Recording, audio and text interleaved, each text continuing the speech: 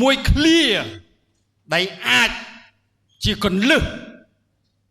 អ្វីដែលខ្ញុំចង់បកស្រាយថ្ងៃនេះគ្មាននរណាដែលវាសនាចាមកឲ្យបរាជ័យនោះទេអត់មាននៅលើโลกនេះរឿងសំខាន់គឺការរៀបចំខ្លួនឲ្យคล้ายជាអ្នកដឹកនាំម្នាក់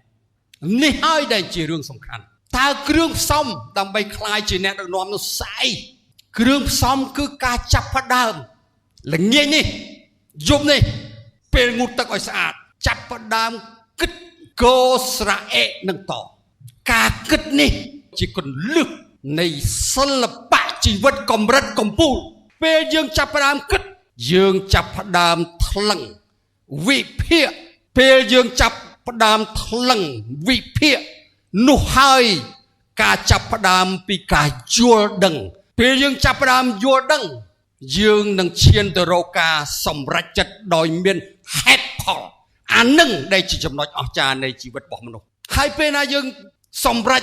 គិតពិចារណាដោយមានហេតុផលយើងនឹងជ្រើសរើសជំរឿសល្អបំផុតនៅក្នុងដំណើរជីវិតរបស់យើង